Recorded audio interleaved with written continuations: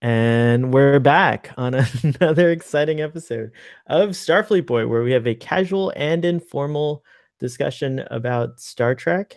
And today I am joined once again by Sean from Trek on the Tube. And I just finished watching your latest video, so I'm very I guess I have to comment. Wow. Okay, there we go. You I get get I get a live comment. a live comment, or maybe a video response like back in the day, but it's cooler because you're actually there. A live video response. This is amazing. um that was really good. I mean, obviously we talked about it, so I pretty much knew what your thoughts were going to be. I like the presentation, as always, fantastic. But you got me thinking about something really cool at the end, when you towards the end, when you spoke about the Saru scene and the Kobayashi Maru reference, right? And it made me wonder, because Captain Kirk would have already graduated from the academy at this point, right? Like, he's not in the academy Absolutely. during Star Trek Discovery's events, right? So No, he's he's like, on a ship somewhere. he's on a ship somewhere. So that means that, like, that whole thing where they're like, we will not accept a no-win scenario, means that Captain Kirk revolutionized the thought, like that, that's a post Kirk Kobayashi Maru way of thinking. It And is. I just really appreciated that, because it meant that in some way he's already famous, like he's already like done this is like the Kobayashi Maru was like his first uh revolutionary thing. I'm gonna say Captain Kirk's story is often related to Horatio Hornblower or one of these like things, but I think he's the George Washington of Star Trek. I I've been The very funny thing is, interested. I don't think the writers intended it that way. I think they just intended it as like a throwaway reference, kind of like a no-win scenarios has become kind of a Star Trek expression, or at least it's a well-known expression within the Trekkie community. And I Right. think that's what they wanted it to be. But you're right. I did think about the same thing when I was making the video. I thought this is awesome because they're saying this because Kirk completely screwed up the test. Right. He was the first person to do that, apparently. Everyone else just lost. Like, up until Yeah, well, up until I'm going to assume that there's hard security on the Kobayashi Maru now, and so there's like Captain, everyone's encrypting the commands and what have you, so they can't that's do that. true. I would love to see how the Kobayashi Maru has evolved from like the original. Uh, you know, who knows how long it's been around? What if it was around like since like Captain Archer's days? Who knows? But like, do we really know? I mean, I don't know how. Well, I I guess. would have it. I couldn't tell you about that, but I would have it like refit or recalibrated by like data Yeah, in that's a modern great. day. Like, well, modern day. I mean TNG day. TNG day. It is modern day for us, in some ways, though. So It that's is. funny. With Discovery, we live in the past. We do live in the past. So Past let so let undiscovered. us talk about the present Yeah, and so dive that into was my TNG. that was my video response. I know it would have been way cooler to comment. Maybe I'll still go and comment about it on your channel, but Well, as it stands, my only comment is first. So excellent. So why don't you take it away and give us the episode title and summary? What episode are we talking about today on Starfleet Boy? we are officially talking about TNG season 4, episode 15. First Contact. So not the movie, but Funny, the not the episode. movie, but the episode. It has to be said. And I don't know if you've got a long summary, but my recap is really quick on this one, to be honest. Because though it's an amazing concept, it is very straightforward. Very straightforward, yeah. So essentially, the Federation is collecting information on a pre-warp civilization or an about to warp civilization. And they've been doing so for a few years. And for whatever reason, the Enterprise has been sent there to help. And so they've got like an attaché on the surface, which is Riker, and he's dealing with the Federation kind of officials that are already on the planet. But it goes wrong, and Riker is sent to a hospital and therefore discovered because he is not of the same species as the people that live on the planet. And essentially, first contact procedure is accelerated at that point. So Picard and Deanna Troi need to beam down to the planet, talk to a scientist, which is the leading engineer or the leading scientist on their on the warp warp program. program of that planet. Yeah, and She's the so Zephram Cochrane she's the of Zephram these. Cochrane of these. that planet. That's right. And so Picard and Troy, well, mainly Picard. I think Troy is just there kind of for moral support to help them out and what have you. It's always good to have an empath in those kind of situations. But so Picard tells her about what they've been doing and how they deal with first contact, why they're contacting her in particular. And from then on, it's pretty straightforward procedures. Everything that you could imagine would happen with an alien race contacting us pretty much happens. The authorities are contacted. Some people have trouble accepting it but are fine with it. Some people have trouble accepting it and are not fine. And one guy refuses change and even tries to sacrifice his life to stop this, what he considers to be an invasion, because he's afraid of change and he's afraid of being part of this greater universe with all of these other aliens. And ultimately, this, which is an amazing ending to the episode, ultimately, this decision pushes the chancellor of the planet to kind of decide and realize that his planet and his people are not ready to be part of the Federation and continue on traveling in space. And he says that we're going to focus more of our resources on developing, what does he say? Agriculture, education. Yep. There you go. And all the good stuff before they one day become part of, hopefully, the Federation. And, or maybe not. Maybe they'll become part of the Romulan Star Empire. Who knows? But I don't think so. They look like a nice people. The Melkorians, right? The Melkorians. From Melkor 3. Melkor. It's always the third planet, gosh darn. It is. It is. But I mean, that's the Goldilocks zone, isn't it? It's true, it is. So wait, that's it? You got the whole thing, right? No. That's it. And and there's the final little twist at the end, which is the leading scientist really cool, yeah. kind of is in a situation where she doesn't really have a place on the planet anymore because she's been wanting to go to space forever, and she's going to have to keep all this a secret. And you can imagine how hard life would be for her on the planet. So she asks for, I don't even know if it's political asylum or just for authorization to stay on the ship. Yeah, just to come with you. Yeah, it's kind of. Can I come with? And Picard says, "We might never come back to your planet in your lifetime." And she's like, yeah, I'm fine. I'm good with it. Let's go. And, that was more worth it to hear your Picard impression. Very good. Very good. You're doing a great job, number one. Oh, now get off my bridge. Oh my god. Two Picards interacting, it makes no sense. Anyway, no, it's I'm gonna say it. This is not only an amazing concept, but this is Star Trek at its best. It is a prime example of what I want Star Trek to be. Had it been done nowadays, maybe it would be a little more fast-paced. It might be a bit more action, etc. But I mean, essentially, it's a perfect episode, really, if you think it is. It is. It even like I remember what I really loved about it when I first saw it was how much it expanded my idea of what the Federation was, like world building. You know, it was just like you really understood, like, oh yeah, that's how they contact species. Like that's like, well, you know, first contacts go a variety of different ways, but this was certainly like a classic example of a first contact, I think. And we can assume this is the kind of baseline or the more traditional first contact that happens. Now that the Federation's been established for a while, they know how to deal with this kind of stuff. Yeah, it's the not Vulcans like have had practice on the humans. It's true.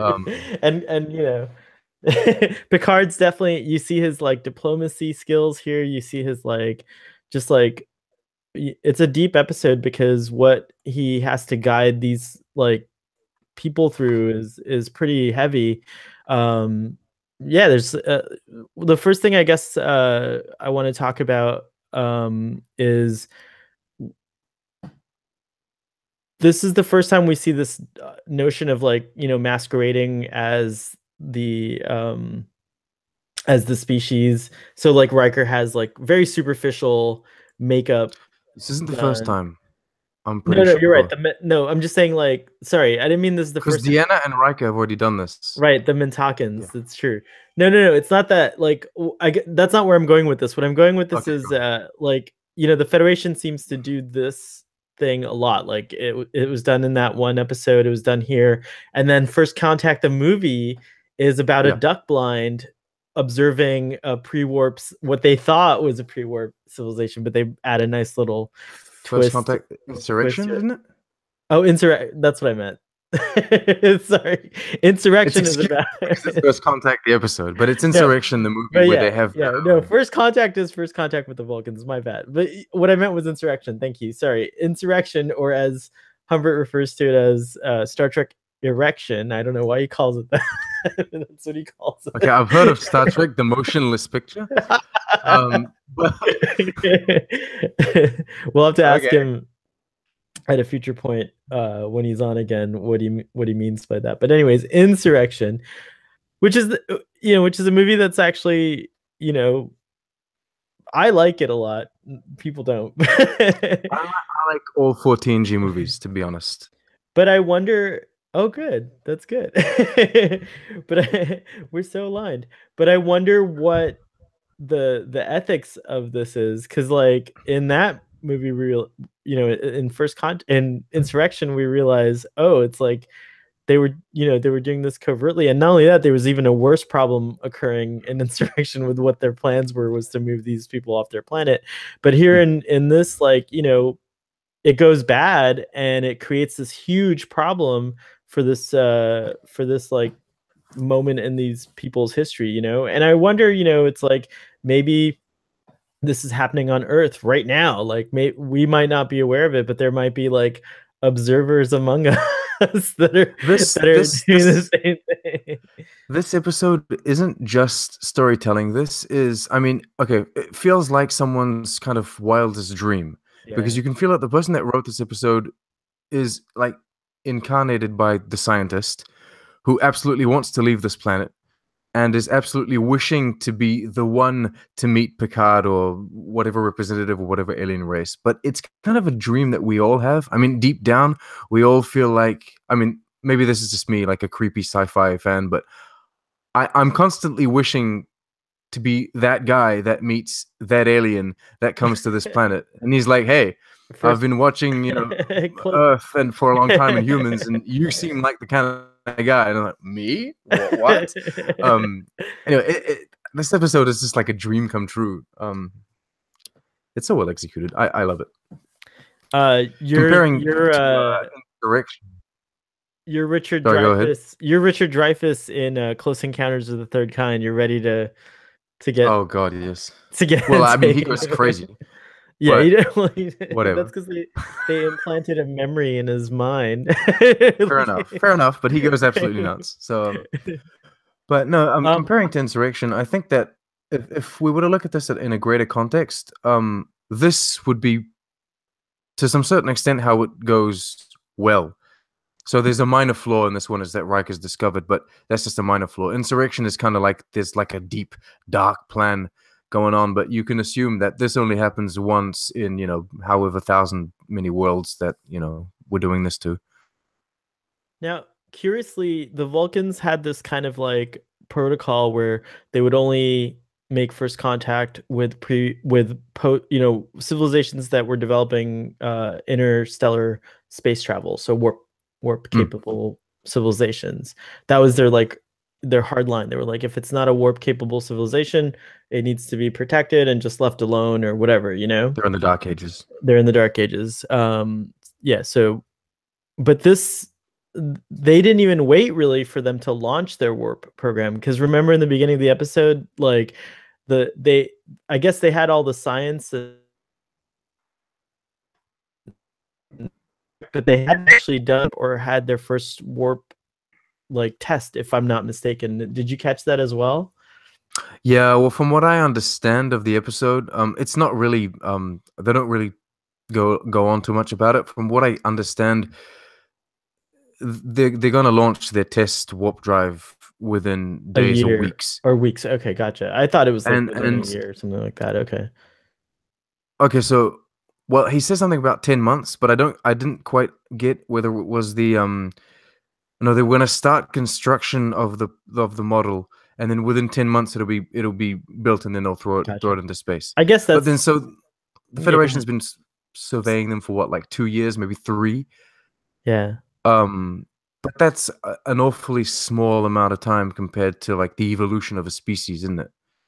It sure is. And So also you reminded me that like in the episode they also say that they do start out by listening to broadcasts. So that's how they would have figured it. That's how they it has one of the Yes. funniest lines in all of Star Trek, where she says, "I'd hate that you judge us from our popular music and culture," I and know. just Picard looks at it and goes, "Indeed." Like he just judges them. Indeed, you're listening to shit. You're watching shit. It's just so but hilarious. but surely just like today like we hear updates every now and then about like tests on fusion energy and things like that, so that's probably how Absolutely. they Yeah. earmarked the Melkorians. But that is Yeah. pretty funny. What I I would think that we assume should if someone's listening to us, I think they're paying more attention to what Elon Musk is doing than like my anaconda don't my like I mean I would hope so, but Indeed. indeed.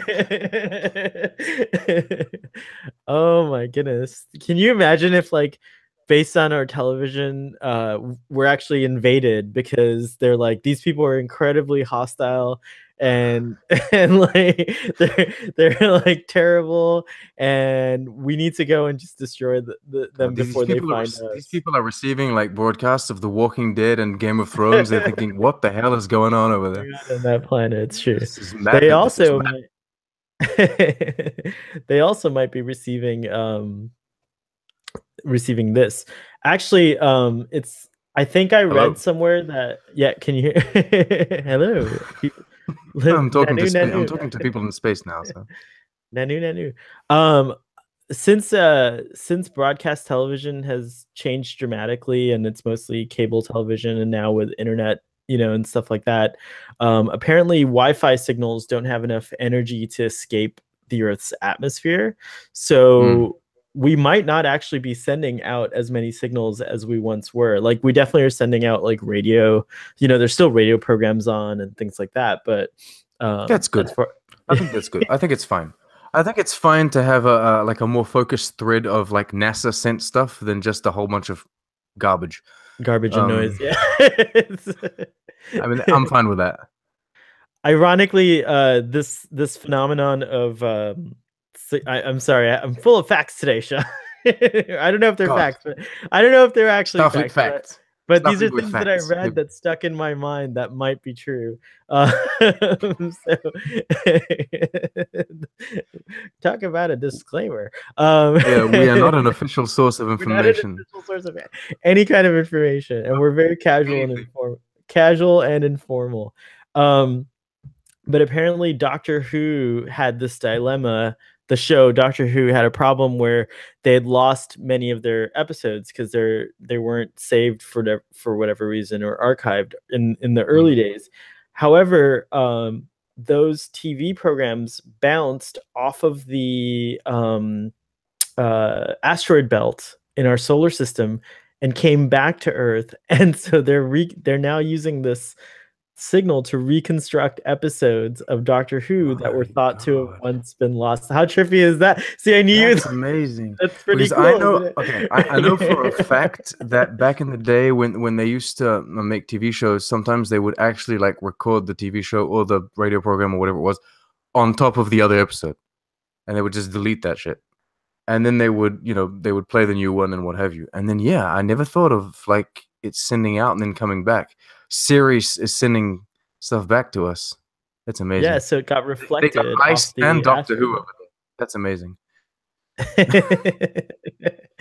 So those are some fun facts that this episode inspired, and that's I think one of the best things about this episode is that it's like it inspires thought, like it forces you to kind of think and stuff like that. What were your like favorite scenes in the episode? I like everything. I like everything because it applies so much to us. I like the alien chick that wants to bang Riker. Oh, that's by the way, Um, that's BB Newworth, and she was a Cheers alumni, and she's Frasier's wife. So this is for those who like that Frasier, what's his name, Kelsey Grammer was on Star Trek. This was the actress who played his wife on Cheers, and then his ex-wife on Frasier, and oh, she's there you pretty go. cool. Yeah, but you were gonna say I Um, didn't mean to interrupt. no, no, I was just gonna say, yeah, I like that whole like She's a great let's have actress. Yeah, sex and then like well let's try to have sex. I don't know how they managed to accomplish that. they actually It, did it. well, I think. I'm pretty sure they they had. did do it. I'm sure of that. It's just like well they tried their best at least. And I mean she's talking to Riker, so he's like yeah I'm down. I like that. I like the city shots. We get 2 or 3 shots of the city, and for some reason every time I see a city in TNG I just like them. They don't. I know they're matte paintings, but Yeah, and they look I nice. felt like this one in particular was familiar. I feel like it's been used before, but I might be wrong. Maybe, but I think they just look. They have similar concepts. They Hmm. try to. I understand what they try to do. They try to make it look not so much like our architecture, but still similar enough for us to recognize that it's a hospital or a governing, kind of place or whatever. So, And what as did I far as like? you definitely saw that they're a society that's integrated technology pretty seamlessly. Like the hospital had a lot of like familiar things, but it also was pretty advanced. Hmm. Like it had some, other kinds of technologies. Like I wouldn't place these people too far from where we are right now in our own No, absolutely history. not. Yeah. It does feel a little, maybe a little. I don't know if you watch Black Mirror. Yeah, it's But okay, true. so Black Mirror is kind of slightly more advanced than us in every episode that they have Right with there, the it's set at some technology. point in the future, like in the near future, Yeah, is how they but you can call it. feel it's in the next maybe 20, maybe 30 years. And I think this civilization is pretty much there. Or at most they're in 2063, right?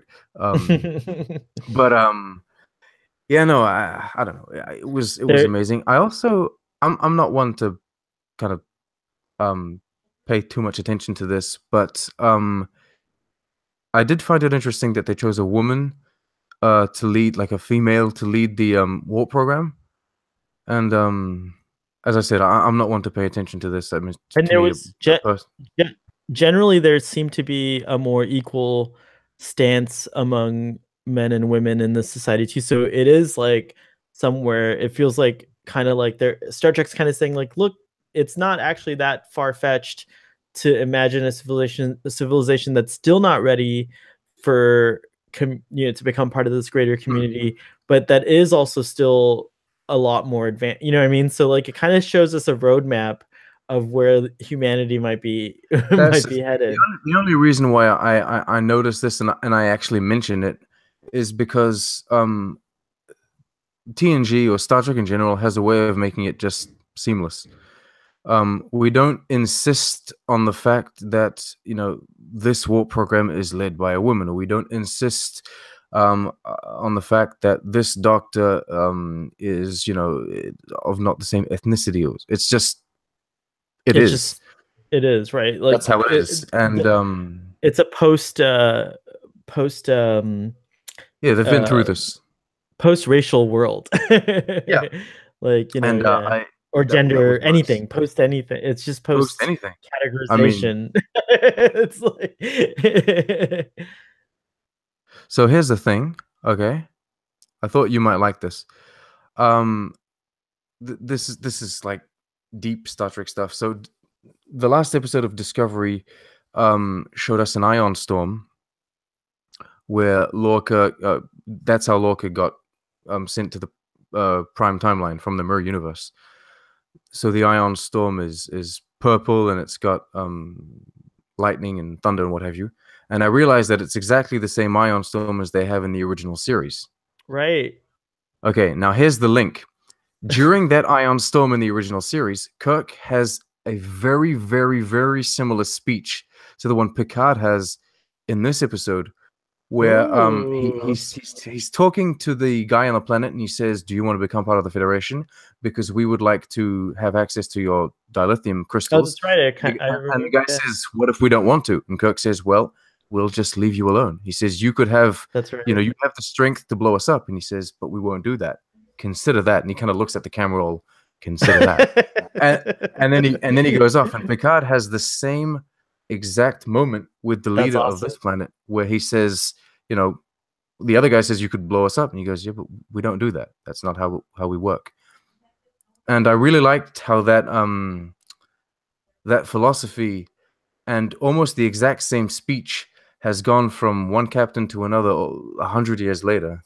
Yeah. Um, Whoa, and what crazy circumstances lined it up so that like yeah, you would have to even like notice that. Like that's like so crazy. it's because I was watching those specific scenes, right? And then I I'm got so to the episode, impressed. and That's very cool. That was probably one of my favorite scenes was Captain Picard um having that conversation with the president. And as a matter of fact, I really like that character of the president. Like he was very surprising because he's an older person, but he is super interested in personally he wants to, like he's ready. He's like war program, let's go, and it's like they chose him to be the leader that you would want. You want that kind yeah. of wise man, but that sees forward, but that's ready to accept that his people aren't yet with him. He's perfect, isn't he? Yeah, he's really yeah. He Because has I the mean, not benefit of being written, of course, but yeah, it's I mean, not to be the guy that bashes on Trump, because I don't do like this, but just as an example, the most evident one that we have currently, if Picard were to, or alien Picard were to meet Trump, it probably wouldn't go the same way, wouldn't it? Indeed. Build a Dyson sphere around the Earth and make them build it. But Oh god, that is the wall. Oh my god, a Dyson sphere around the just trying to keep Earth. people out, right? Oh, But good grief! It's so true. Oi. Wow, you're going deep today, Sean. Like I don't this episode inspires me. deep, so much depth. So okay, so to take it from the sublime to now the ridiculous, last night on Drunk Space Nine, we had a conversation. I know you don't listen to the show. I don't blame you. I hit like on your post. You sent out a picture on Twitter of a margarita or something, and so I had to hit like on that. That's a Sumerian sunrise, and Quark makes it Oh, for the love of his life in the episode Profit and Loss, which you should check out if you're rewatching DS9. Well, you are rewatching. we are, but we're at season 1 for the moment. You're in season 1. Okay, so you'll remember the drink I made when you guys get there.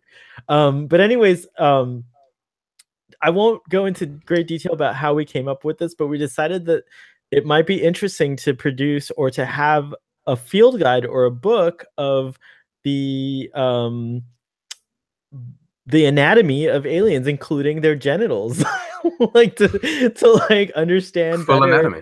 like full anatomy, right? Like so you'd have Andorian anatomy, et cetera, et cetera. I know, in the context of Drunk Space Nine, the show that this came up on, it was a little bit ridiculous, but I think it's actually kind of something that would be cool because I don't know about you, but I've always wondered since I was very young, like what do they look like under their clothes? Like do they just look like other humans? And we know they don't because we've seen different like degrees of undress for Cardassians, and they've done a great job with the makeup. And on Discovery, we've now seen a naked Klingon female, so that's interesting. And then I just found out that in lore, Andorians have four genders.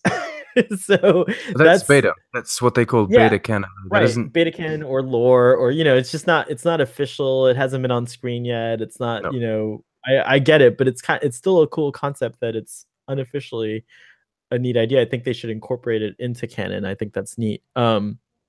So at first I was like, oh, it'd be neat if this book came out. It could be called like Anatomy of Star Trek alien species, something very serious. But I think now, based on this Star Trek episode, schlongs. well, based on this episode and with his experience, it should be called Riker's Guide to the Anatomy of Aliens. So I think it should, like Scotty's Guide to the Enterprise, but this is Riker's Guide to the Anatomy of Aliens. What do you think? Do you think that's like a good idea? I approve. I think it's a nice concept. I have seen I think there's basic sketches. I don't know. Nothing of this is canon, but I have seen like sketches on the internet when you look for Tellarite anatomy, that kind of stuff. But it would be nice to go deeper in that with like modern Star Trek now. Um and get some sort of official database on that. Yeah. Well, I think one of the biggest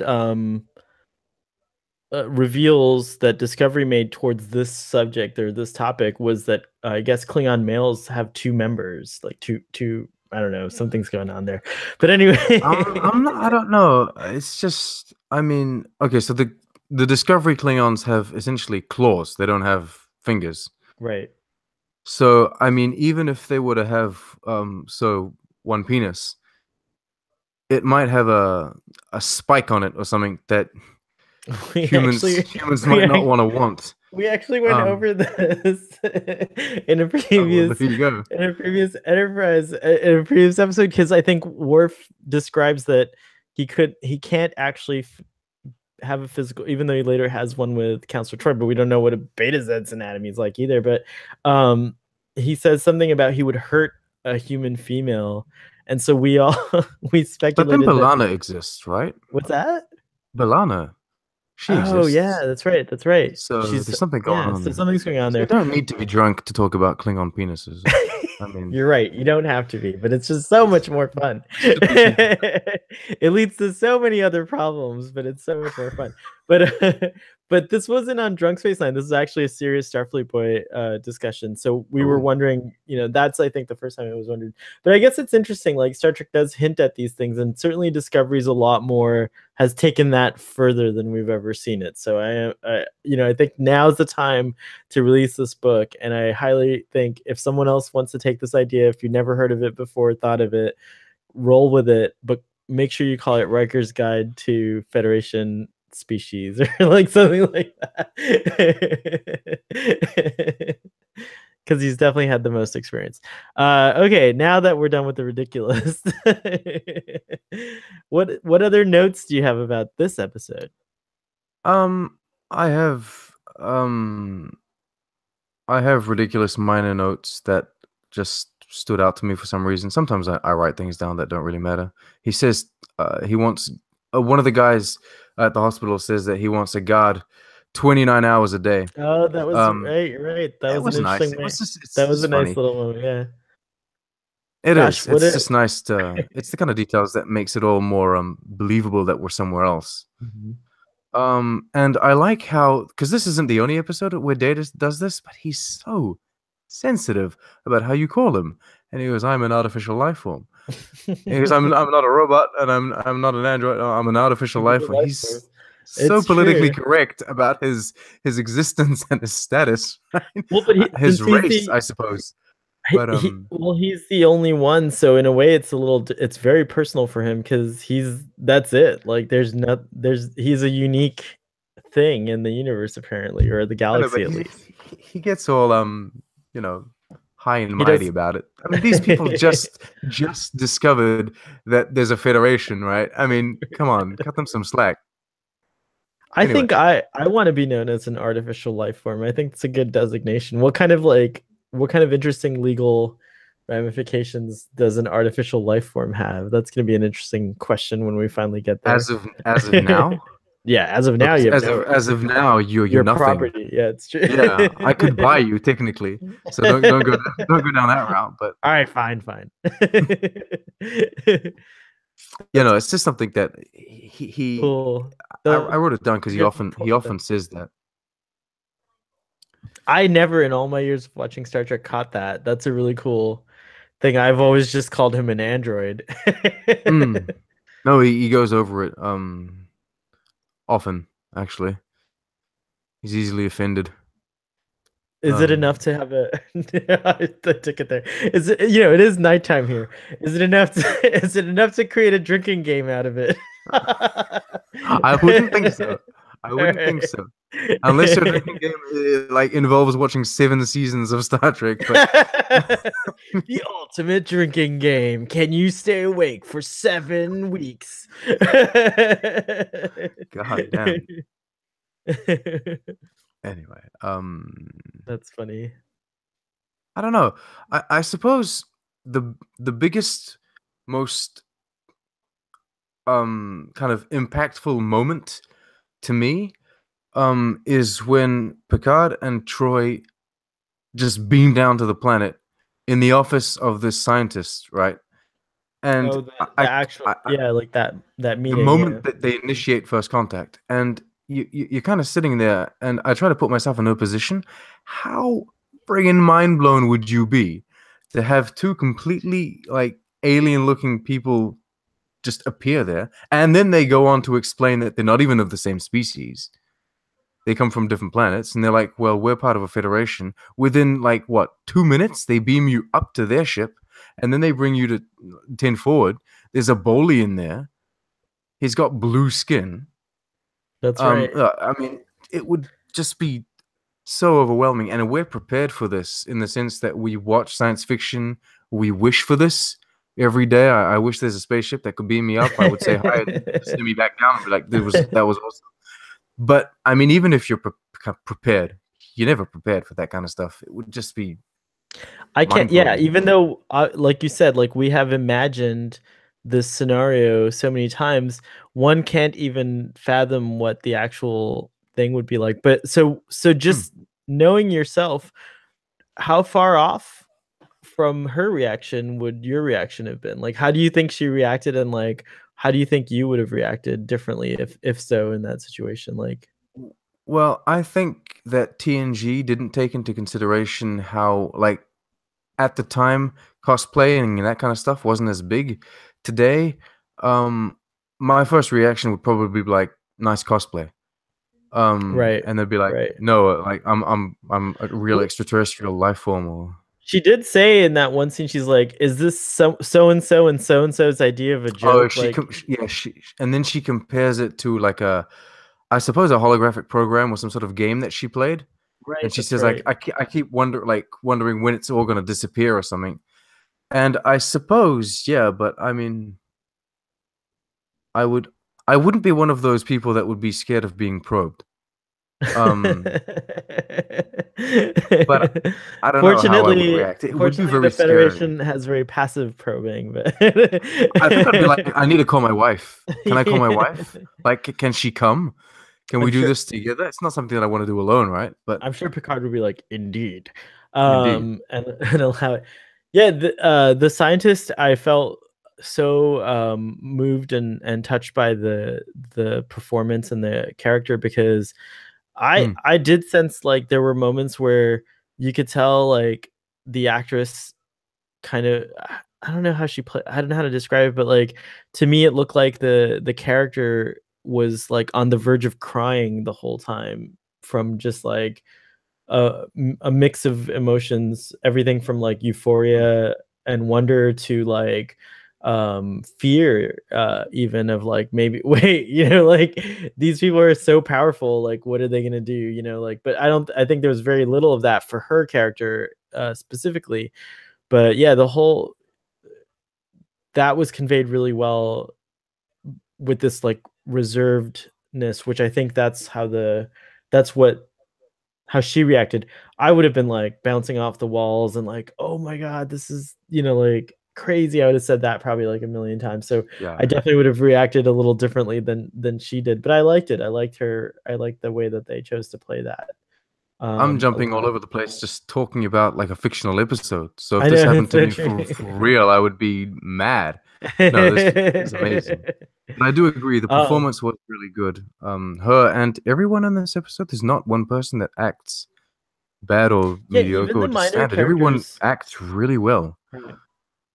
And we only have three locations. We have the hospital, the president's office slash her office, and Yeah, then and the then ship. the ship. So it's a very like it feels bigger than it actually is, which is interesting too. And I think that like the medical, oh, that's another character that we didn't talk about yet, but you have her, you have the president, and then the director The of the doctor. hospital, Mm. or yeah, the lead doctor, whatever he is, like the leader of his division or whatever. um I really Mr. love Doctor Man. the doctor, Mr. Doctor Man. I love the Mr. Doctor scene. Man. I love the scene where Mr. Old Fashioned is insisting that he wakes Riker up to like to interrogate him, and the guy's like, if that happens right now, this guy's gonna die. And whether he's one of our, whether he's Melkorian or whatever, or an alien or something else, I'm gonna uphold my oath that I'm not gonna do it. And that and then the guy, of course, is such a I dick. will not, sir. Yeah, I will not say. But then the other guy's such a jerk, and he's like, "Well, I'll just find someone who does." And of course, he finds the guy, the other character, who's the total opposite, who's like so freaked out about this and like conspiracy theories and like all that stuff, And so that guy, of course, wants to wake him up, and really well done. And then BB Newirth's character, of course, like that whole thing. And I think the whole story just like felt so much bigger than it actually was. And now that I'm thinking about it, and with all this discussion about it, it's like it's a really dense episode. They like packed a lot of like things into it that I didn't realize. Um, so going from modern television back to TNG, which is late 80s, early 90s television. Yeah, this one would have been in the You early 90s, I think. Yeah. Yeah, season 4 is early 90s, I think. But going back from today's television to that television, you feel a kind of slow-paced way of making episodes, simply because there's less stories going on at the same time. It is episodic. It's not serialized, and just there was I don't know. The episodes spent more time on exposition. They would film people looking out windows for a couple of seconds before they started talking, that kind of stuff. Whereas nowadays we kind of rush into everything. Um, it's not necessarily bad. It's just a different way of doing things. It was the older format. And so sometimes, sadly, with some of the weaker episodes of TNG, you can get a little bored.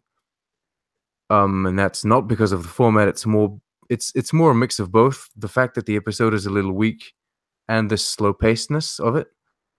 This episode, you don't get bored 1 second. It just so much is happening. It always Yeah, I would agree with keeps you that. going. There's always something new happening with a new character and in a new place. Is this an episode like, let's say someone asked you to give them a playlist of TNG episodes, top 20. Would this episode fall, do you think, in your top 20 playlist? Probably, yeah. I've never really thought about any like top 20 list or anything, but this would probably be in there. Much more than I know. Like people's favorites are like Best of Both Worlds, and Family, the episode that follows that two-parter. And yes, those episodes are good. But if I were to condense like a top 20 list for people, I wouldn't start them off with that kind of stuff. Best of Both Worlds works because you have 3 seasons of TNG before. Right. It's a payoff episode for someone who's been Yeah, watching you're the invested show. in Yeah. Picard, and you know that they killed off Tasha Yar, so you just don't know what they're going to do with Picard and Riker's fire, right? Yeah. So, and then Family really is an episode that you need to watch once you know about Picard. So this is kind of just like one of those Which episodic. in this episode, he gave the president Chateau Picard Yeah, wine in this yeah. episode. He even explains what a raisin is. See, these are the kind of details that it may seem completely ridiculous, but you can't just have an alien and say, "Oh, drink this," and then they'll just drink it. But you like, it's nice to add the kind of, we have a fruit which is Right, called a grapes. Yep. raisin. No, it's Oh, sorry, grapes. grapes. My bad. I'm but sorry. same thing. Grapes turn. No, it's okay. In my defense, it's called raisin in French. That's true. So You're right. You're right. You're right. anyway, Very true. so that's what I'm going for. Um. Anyway, so no, he explains we have Oh, grapes and we make an indeed. alcoholic beverage. The wine is made with the raisin. Yes, it is very good. All right, sorry. But I like the detail. I liked how he explained what it was before getting the other guys. Oh, we have something similar. Of course, everything on your planet looks very similar to what we have on Earth. Of course, you have wine. I mean, what kind of crummy planet doesn't have wine or beer, right? But it's true. I feel like it's also and it somewhat perturbs me, but also comforts me that Star Trek is trying to propose the idea that somehow humans were seeded, like not humans, but like life was seeded by these like humanoids, and that's why the humanoid life is so prevalent in the universe. I hope I'm alive to see the day that we make first contact with another type of life form. And I would love it if it's just, I mean, who knows, but like it would be amazing if it's like something I couldn't have imagined. Like if it's not a humanoid, it would be amazing. Like what if like, alien life is so diverse that it could be anything. do you really want that? Do you really want like the first alien race we discover to be like some kind of slug Yeah, or a praying mantis looking kind of thing? I would actually be down. I think there's a really Because good the first film. question humanity asks is literally, "Can we fuck it?" And I mean, if it's a Riker's slug, Guide to Alien Anatomy. if it's a praying mantis looking thing, chances are no. So, I can guarantee you that humans will figure out a way to have sex with anything. Like so, anything, I mean, anything, we already have humans that have sex with trees and things like that. So, everything that exists on this earth has been in a precarious situation. But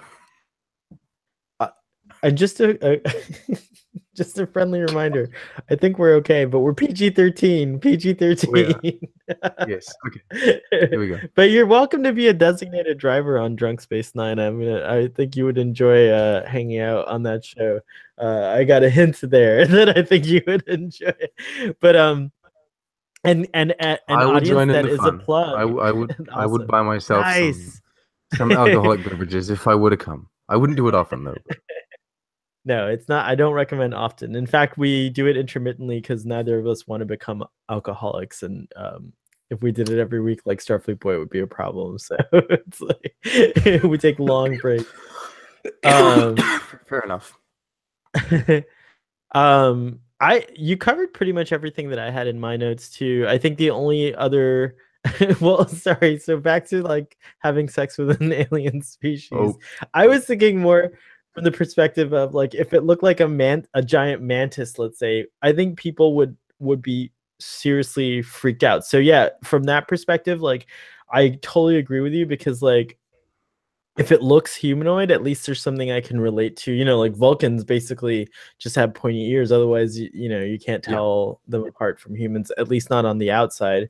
And then, but like if we met an Andorian, there would still be, something from a very familiar form to it.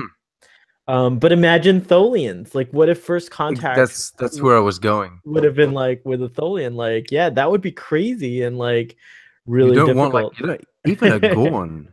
I mean, you don't want that. Indeed, you don't want that. That's all he does. It's like, and then he gives him the little thing. Hold on. And the Academy Award goes to the host of Starfleet Boy, Captain Kirk. I will kill you. And then he rips his shirt and I just saw, I don't know where I saw that. I think it was on YouTube that apparently in that episode, the Gorn tosses him and his shirt is intact. And then in the close-up shot, it's ripped. So like they just did it for like the sake of like, they're like, oh, we need to rip Captain Kirk's how shirt. dare they? I know. How dare they indeed? Yes.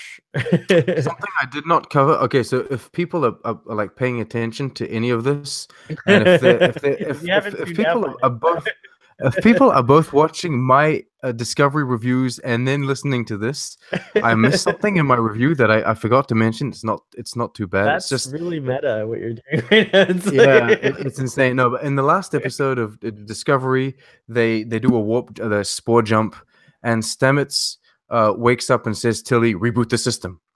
Hmm. And then they hard cut to the bridge with Saru on the chair, and he turns and talks to Stamets. It's like, how is he already on the bridge? He just told Tilly to reboot the system, and then like just one cut, he's on the bridge. Right, they He's don't got have him some. walking off the... Wait, he's not like walking off the No, turbo he's lift or in anything? the chamber, and he says, "No, he's in the chamber," and then he's next to Saru. Like, Ooh, interesting. I yeah, have to go watch just for that. Maybe Stamets has superpowers. I still think there's room for that in with all the mycelial stuff. okay, well, I, Guardians of the Federation now, so I wonder what this is going to be a new segment for our Starfleet Boy, our regular TNG discussion, and the new segment is I wonder what the mycelial network is doing right now. So so like we clearly know that at some point the mycelial network disappears, goes underground. It's not talked about ever again. No one really like cares about it, right? So mm. what do you think the mycelial network is doing at this moment in TNG when they're Well, making first contact with the Melkorians? if it hasn't been completely destroyed by the Federation or beings that were trying to exploit it, then it's probably just hiding out in subspace, isn't it? Chilling. Chill. Okay, so fair to say that that's what it's going to be doing most of the time. So are we going to do some sort of ridiculous update where in every I episode we think see, oh, it's still chilling? it's it might have to become a new segment. The audience will have to let us know in the comments section below after they like and share this video and subscribe. So there, I did I've it. become Yes. such a professional. I'm being a good YouTube Academy graduate here. Yeah, so on that note, it's time to give it a rating, I guess. It is. All right, so is this one of those where we have to toss a coin to see who goes first, or should I just go ahead and go first? I think that we're going to establish a rule, All well, right, at all least right. that applies to us two, Okay. which is the person that does the episode summary goes last with the ratings. I like it. I like it. Approved, ratified, new rule. Very good. Okay. um I have to give this episode a 9. I think it's actually like a 9.5 now that I think about it even a little bit more. I really really like this episode. I was also trying to think, do the like I'm sure it's riddled with, kind of flaws here and there, little points, but they're so minor compared to the overall success of the episode on every level, as you mentioned and brought up, the subtle things with the writing, just like mentioned, just like describing what grapes are, and like Counselor Troy, being present and just the way it was all done. It was all just done really well. But also just how it made me feel. So the episode gets a 9.5 because of the feels. I definitely relate to the scientist. I would not give up that choice. I would ask the same exact thing, especially if I were the person who, if the civilization was like the Federation, I would definitely want to be a part of it and go with it. And a final note on that: she's not the only person who kind of shares this kind of like leaving things behind. It reminds me of Jillian from Star Trek 4. She's a time refugee. And so she's like literally like kind of a similar situation. And for her, that whole movie is first contact with her own people, but then she No, it's meets Spock Kirk and and things. Spock. That's the It's first scary. contact. That's her.